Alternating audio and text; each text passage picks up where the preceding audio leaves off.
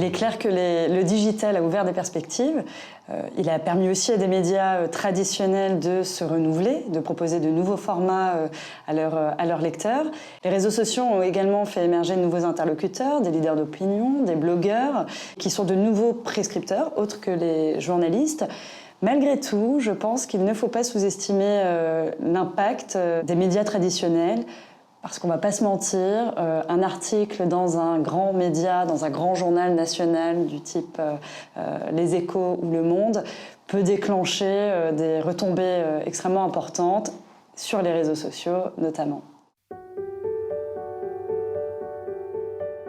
Alors, première chose, pour attirer l'attention du journaliste, il faut aller à l'essentiel, il faut donner l'information tout de suite. Il faut qu'il y ait une information déjà.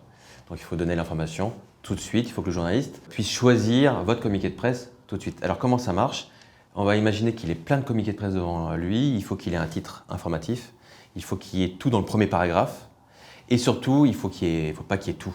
Et un peu d'image, un peu d'illustration, un peu de chiffres, ça ressort, et normalement le journaliste peut faire son choix. Donc il faut qu'il se projette. Tout d'abord, je pense qu'il faut se poser les bonnes questions. Quel est mon objectif? Quelle est l'information que je cherche à transmettre aux journalistes? Puis il faut trouver un angle. Vous l'avez dit Eric Coutard tout à l'heure, on ne peut pas être exhaustif. Puis il faut s'adresser également aux bons journalistes.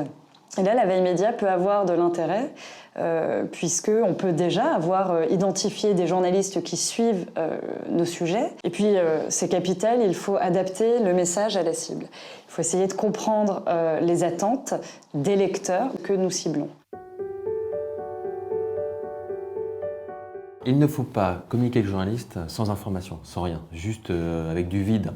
Le vide, c'est aussi la langue de bois.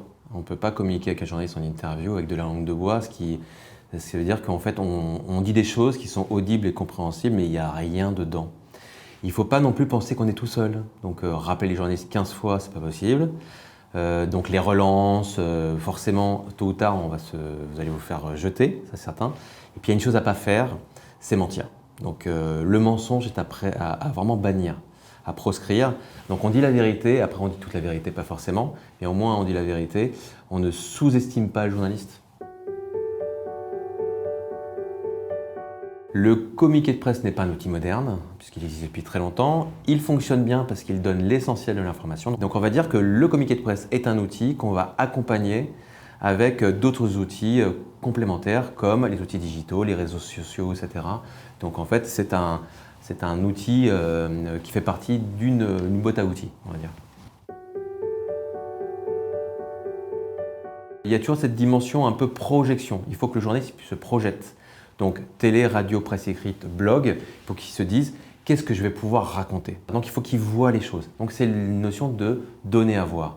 Il faut donner à voir aux journalistes. Donc trouver le bon témoignage, il faut construire l'information. Du coup, donc un communiqué de presse réussi, c'est qu'il y a un angle seulement, d'ailleurs, pas 15 angles différents, une information, un angle, et que cette information soit bien construite. La veille média, je pense qu'elle nous permet quand même d'identifier des tendances, des prescripteurs. La pertinence du discours, évidemment. Il ne faut pas hésiter à fournir des chiffres, on se le disait tout à l'heure. C'est ce qui apporte du crédit au discours, clairement. Et l'interlocuteur, le bon interlocuteur, il est indispensable de s'adresser, de bien cibler ses interlocuteurs.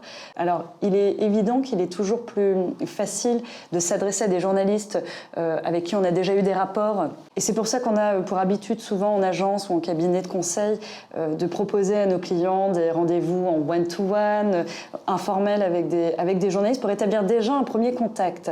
Et puis parce que cela permet aussi d'être identifié comme un référent, comme un expert du sujet.